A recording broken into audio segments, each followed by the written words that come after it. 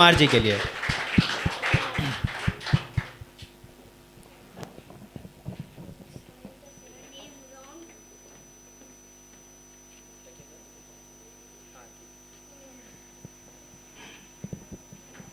हाय दोस्तों। हाँ, मेरा नाम है अनुपम कुमार, मैं मेरठ से हूँ और आज मैं आपके सामने एक कहानी प्रस्तुत करूँगा। अभी भाई ने बोला ना जैसे कि अमीर बनना है, उसी के ऊपर है एक कहानी मेरी भी। तो हम मेरठ में हम 3 दोस्त थे। अब हम तीनों ने सोचा, हम ऐसे ही बैठे थे, खाली वेले बैठे रहते थे।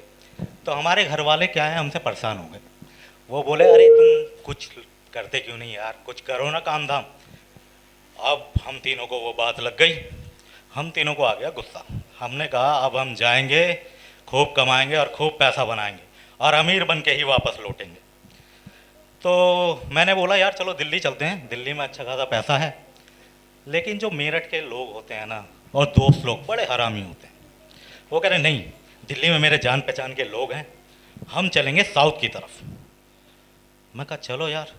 और आप लोगों को पता ही है ना कि लड़कों के पास एक कीड़ा होता है, और जब वो काटता है ना लड़कों को, तो लड़का बर्बादी की तरफ एक और कदम बढ़ा देता है। हम चले साउथ की तरफ। फिर मैंने उससे पूछा यार, ट्रेन में बैठ गए जब हम, मैं कहा यार साउथ में कहाँ जाएंगे?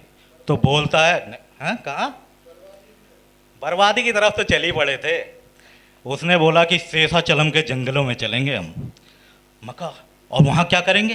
वो कहा चंदन की लकड़ियाँ काटेंगे। मैं कहा पुष्पराज क्या? वो बोला हाँ हाँ हाँ।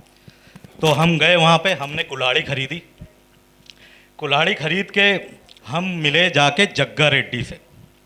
अब हम तीनों भैया पहुँचे वहाँ पे जंगल में। हमने 3 घंटे कुल्हाड़ी चलाई पेड़ के ऊपर, लेकिन पेड़ को जरा सी खरोच भी नहीं आई।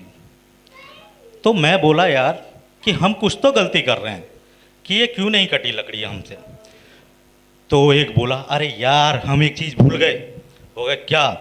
हो गया हम इसकी पूजा करना भूल गए। किसकी? कुल्हाड़ी की। तो फिर हम लोगों ने हा हा हा हा हा हा हा करना शुरू किया। फिर उसके बाद हमने लकड़ी काटी, ठीक है, लेकिन लकड़ी काटी कटी नहीं। फिर हमें लग गई भूख, अब हम खाना खाने बैठ गए। अब इतने में हमारा गाना सुन के एक भालू हमारी तरफ आने लगा। अब हम तीनों दोस्त आपस में लड़ने लगे। मगर मैंने बोला था ना इतनी ज़ोर से गाना नहीं गाना है। ये देख भालू आ गया तेरी वजह से। और भालू की आपको खास बात पता है क्या है? भालू मारने से पहले मारता बहुत है। आप लोग समझ गए होंगे क्या। ठीक, ठीक है। अब हम लोग अपनी जान बचाने के लिए पेड़ पे चढ़ गए। मैं कहा यार पेड़ पे चढ़ जाते हैं तभी बचेंगे भालू से। लेकिन भालू जो था ना, वो गे प्रजाति का था। अब हमको कैसे पता चला वो गे प्रजाति का था? कोई बता सकता है आप में से? हाँ, भालू ऐसे था। तो वो भालू उल्टा पेड़ पे चढ़ने लगा। तो हमने सोचा यार अब तो हम इससे बच ही जाएंगे। तो वो बोला यार कैसे बच जाएंगे? मैं कहा अरे यार ये उल्टा चढ़ रहा है, तेरे को दिख नहीं रहा? इसको कैसे पता चलेगा कहाँ तक चढ़ना है? ठीक है। तो एक उसमें से बोला अरे साले फिर भी चढ़ तो रहा है ना।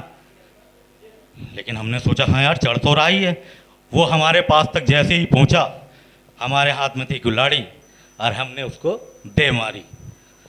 तो भालू वहीं मर गया और हम लोग वहाँ से अपनी जान बचा के भागने लगे। जान बचा के भाग ही रहे थे कि इतने में जंगल में रात हो गई और जंगल में ऐसी आवाज़ें आ रही थी कि डर के मारे हमारी फटने लगी सबकी। फिर भैया एक शेर आया और आके हमारी तरफ लपका। हम तीनों की भैया जान हलक में आ गई। अब भैया कैसे उससे जान बचाएं? तो किसी बड़े आदमी ने कहा था, किसी से हमने कहावत सुनी थी कि अगर शेर कभी तुम्हारे सामने ऐसे आ जाए तो सांस रोक के उल्टे लेट जाइए।